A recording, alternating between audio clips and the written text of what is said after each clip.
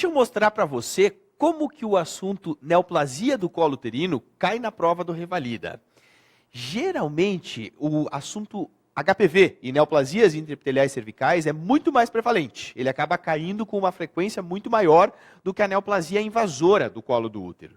Mas algumas vezes o INEP já perguntou, né, então, sobre neoplasia do colo do útero, e às vezes até são perguntas até bem aprofundadas sobre estadiamento. Então, deixa eu mostrar para vocês o que é que cai e como que você tem que responder a questão. Vem comigo, olha só. Essa questão é do INEP de 2014. Diz assim, ó, uma mulher de 53 anos, ela foi admitida em unidade de pronto atendimento com queixa de sangramento genital de grande volume. Iniciado há 3 horas, após um intercurso sexual. Desde o último parto, há 16 anos, não faz acompanhamento médico. Parabéns, né? Então, desde que ganhou o bebê, nunca mais foi no médico. Há 16 anos. Parabéns para a senhora. Muito bem. Ao exame físico, apresenta-se em regular estado geral, ansiosa, com pele e mucosas descoradas, 2 cruzes em 4. A pressão da paciente é 120 por 90 milímetros de mercúrio. Frequência cardíaca, 110. Opa! Ao exame especular, o colo uterino apresenta lesão vegetante, friável e sangrante em toda a sua extensão. Secreção vaginal sanguinolenta e fétida em grande quantidade. Ao toque vaginal, percebe-se colo de superfície irregular, duro, endurecido e bastante volumoso. Ao toque retal, evidenciam-se paramétros aparentemente livres, mucosa retal lisa, sem lesões, abaulada por tumor anterior. Após a estabilização hemodinâmica, a propedêutica imediata para esclarecimento diagnóstico é: letra A, cone. Letra B, colposcopia. Letra C, biópsia. E letra D, coleta de colpocitologia. O que tem que fazer com essa paciente, gente? Caramba, vamos revisar o caso, olha só. Ela é uma senhora, então, que chegou sangrando, com muito sangramento. Ela está ansiosa, extremamente ansiosa. Ela chegou sangrando. Gente, às vezes os sangramentos, as hemorragias vaginais, são hemorragias burrais, assim, são coisas que a gente acaba se assustando quando a gente vê a paciente chegando na emergência e vocês veem que ela já está taquicárdica por causa desse sangramento. Cara, qual é a primeira coisa que você tem que fazer? Lembra, sempre que você tem uma pessoa que já tem algum tipo de manifestação hemodinâmica de que está tendo aí um sangramento, essa paciente está entrando em choque hipovolêmico. Primeira coisa, você pega acesso e volume. Vamos lá, tem que repor volume, porque ela tem inclusive risco de morrer se a gente acabar fazendo outras coisas e esquecer que essa paciente já está chocando. Ok? Primeira coisa, acesso venoso e toca volume. Vamos lá. Que mais, então? Essa paciente ela tem uma lesão vegetante, friável ali no colo do útero. Então, assim, se ela tem essa lesão vegetante, friável no colo do útero, o que a gente tem que fazer? A gente realmente precisa fazer uma biópsia dessa lesão. Por quê, gente? Porque, na verdade, o que acontece? Quando você vê que tem uma lesão vegetante muito sugestiva de ser um câncer de colo de útero, a primeira coisa que você vai fazer é uma biópsia para confirmar a histologia que realmente é um câncer de colo de útero.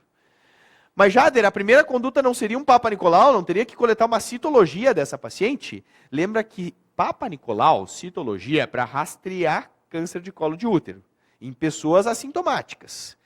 Se você tem uma pessoa que tem uma lesão friável, vegetante já ali no colo do útero, cara, aquilo ali certamente é um tumor.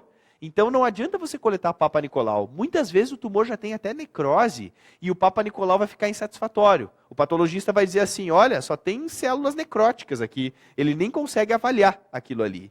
Então se você acha que a lesão é muito sugestiva de câncer, biopsia. Pega uma pinça e ó, pá! Retira um fragmento da lesão para mandar para o patologista para ele confirmar que realmente é um câncer. Ah, mas eu não posso já tratar ela direto sem saber se é um câncer ou não? Gente, sempre em oncologia você tem que ter diagnóstico histológico. Não dá para você tratar sem ter o diagnóstico histológico, sem saber o que é que a pessoa tem. Então tem que biopsiar. Ok? Então, primeira coisa, estabiliza ela, a hemodinâmica dela, e faz a biópsia do colo do útero. Então, letra C, a resposta da questão. Ok? Tranquilo? Muito bem. Olha só essa aqui. Essa é da UFMT de 2012. Diz assim: o sistema de estadiamento dos cânceres de colo uterino mais amplamente utilizado é aquele desenvolvido pela Federação Internacional de Ginecologia e Obstetrícia, a famosa FIGO, né, que é a Federação Internacional de GO, com colaboração da Organização Mundial da Saúde, a OMS. Segundo esta classificação, os tumores do colo uterino que invadem os paramétrios sem atingir as paredes pélvicas são estadiados em... Olha a pergunta, bem específica. A, 2A, B, 2B, C, 3A, D, 1B1 e E, 1B2. Jadre, eu não me lembro do estadiamento, eu preciso memorizar o estadiamento para a prova? Precisa, gente. Colo de útero é um tipo de tumor que eles gostam de cobrar estadiamento. Então, eles acabam invariavelmente perguntando o estadiamento de câncer de colo. Claro, não dá para a gente decorar o estadiamento de todos os cânceres do corpo humano, senão a gente vai ficar louco. Mas o câncer dos tumores ginecológicos, o único ginecológico que eu oriento vocês a decorar, a memorizar, realmente é o de colo. Então, vem comigo. E não é difícil, vocês vão ver que é bem fácil. Olha só. O que a gente tem? O estadiamento, então, ele vai ser um estadiamento clínico. Você vai fazer o toque retal para ver se ela tem acometimento de paramétrio ou não. Pelo toque retal, você sente o paramétrio direito e o paramétrio esquerdo e vê se tem doença, vê se tem tumor acometendo esses paramétrios. Na verdade, os estudos mostraram que a ressonância magnética ela é superior ao toque retal. Ela acaba tendo uma sensibilidade e uma especificidade maior. Mas, muitas vezes, a gente não tem acesso à ressonância magnética. Então, você vai pelo toque retal mesmo. Muitas questões de prova acabam falando só no que o toque retal acabou trazendo, né, de resultado. Gente, presta atenção. Os estadios do câncer do colo do útero, então, são basicamente, o estadio 1 é aquele tumor que está restrito ao colo. Ele não saiu para outros órgãos. Ele está ali, ele surgiu no colo e ali ele está. Ele não foi para a vagina, não foi para paramétrio, não foi para outros órgãos à distância. Ele está restritinho ali ao colo do útero. E ele se divide em 1A1, que é quando o tumor invade até 3 milímetros da membrana basal.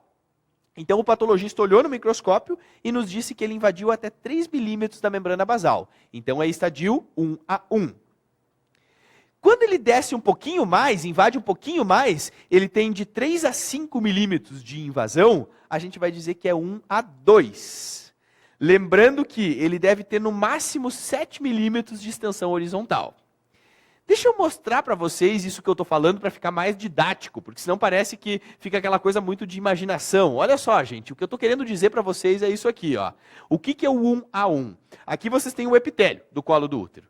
Se o tumor está restrito ao epitélio, a gente tem NIC. Tem NIC 2 e NIC 3. Se o tumor começa a invadir a membrana basal, aí a gente tem carcinoma invasor, carcinoma infiltrante. Lembrando que o carcinoma epidermoide, que é o espino celular, é o mais comum, o mais prevalente.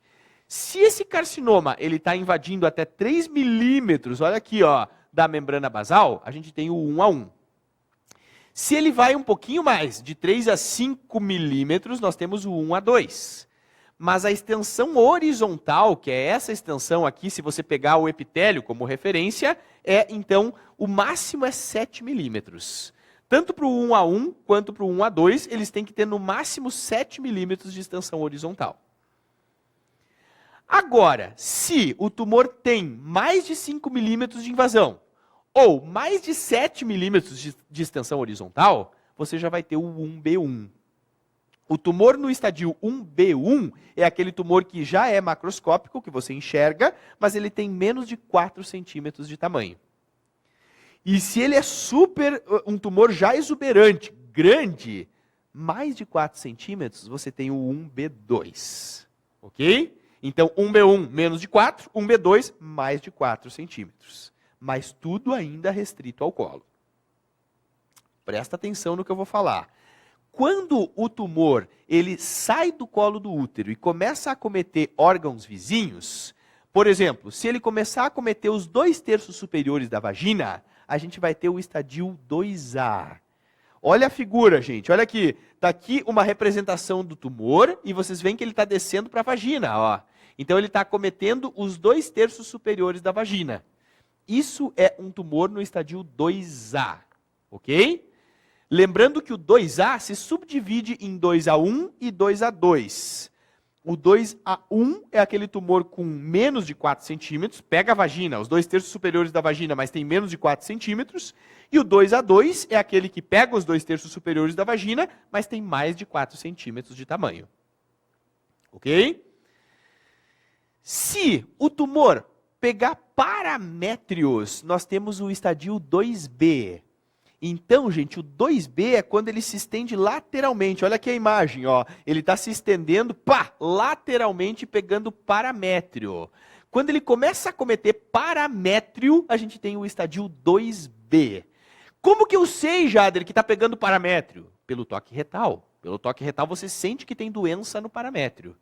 Uni ou bilateralmente. Então, se tem doença no paramétrio, você vai dizer que é estadio 2B. Ok? Olha só, o tumor começa a crescer e atinge o terço inferior da vagina, lá embaixo. Então, olha só, ele cresceu e desceu. Ó, foi lá no terço inferior da vagina. Estão vendo o tumorzinho aqui, ó, lá no terço inferior?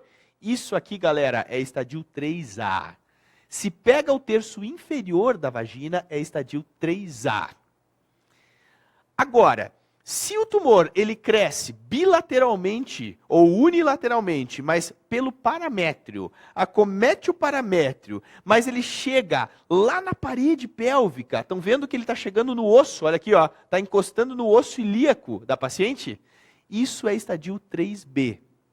O 2B é aquele tumor que acomete o paramétrio, mas não chega no osso. O 3B é aquele que acomete o paramétrio e encosta lá no osso da paciente. Jader, mas como é que eu sei isso, que está atingindo a parede pélvica, né, que está chegando no osso? Pelo toque retal. No toque retal você consegue sentir o tumor endurecido no paramétrio, lá chegando na parede, lá no osso ilíaco. Mas, claro, se você tem ressonância, a ressonância vai ser muito mais sensível e específica para dizer isso. Mas isso é o estadio 3B. Tem uma particularidade do estadio 3B, que é o seguinte: se o tumor está crescendo pelo paramétrio, só que esse tumor ele começa a crescer pelo paramétrio, lembra que o que passa ali pelo paramétrio é o ureter da paciente. Às vezes, mesmo que ele não tenha chegado no osso ilíaco, na parede pélvica, ele começa a comprimir o ureter. E se ele comprime o ureter e acaba provocando hidronefrose, ou ainda rim não funcionante, você também vai ter um estadio 3B. Então, o estadio 3B não é necessariamente aquele tumor que chega na parede pélvica.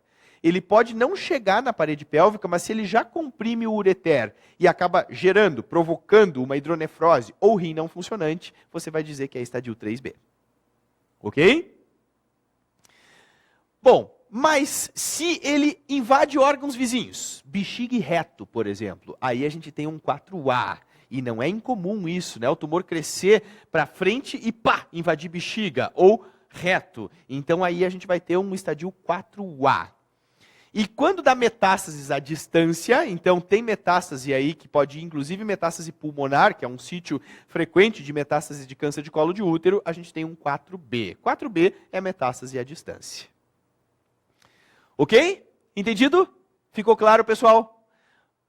Bom, para deixar mais claro, eu trouxe para vocês aqui um vídeo, né? Só para a gente ver como é que é o estadiamento do câncer de colo de útero. Eu acho que fica mais dinâmico a gente entender isso quando a gente vê o vídeo. Olha só, galera. Essa paciente, então, o câncer começou a crescer, na verdade ele está restrito ali ao epitélio do colo do útero, aí a gente tem, então, na verdade, ainda o estágio de NIC, né? Quando está dentro do epitélio e não ultrapassou a membrana basal, a gente tem o estágio de NIC 2, depois de NIC 3. Opa, começou a invadir membrana basal, até 3 milímetros, 1 a 1. 3 a 5 milímetros, 1 a 2. Lembrando que, quando ele começa a passar dessa dimensão, e começa a ser macroscópico se ele for menor do que 4 centímetros, macroscopicamente, a gente vai ter um 1B1. Olha só, mais de 4 centímetros macroscopicamente, um 1B2. O que acontece? Começou a pegar os 2/3 superiores da vagina. Olha aqui, tem doença, tem tumor aqui nos 2/3 superiores da vagina. O que a gente tem? O 2A. Pegou paramétrio uni ou bilateralmente, é 2B. Se ele pega a vagina até o terço inferior da vagina, olha aqui, a vagina toda acometida por doença, 3A. Pega paramétrio bilateralmente até a parede pélvica, 3B, até atingir o osso ilíaco é um 3B. Às vezes ele pode não atingir o osso ilíaco, mas comprime o ureter e provoca o quê? Hidronefrose ou rim não funcionante, ainda é estágio 3B. Você já disse que é um 3B.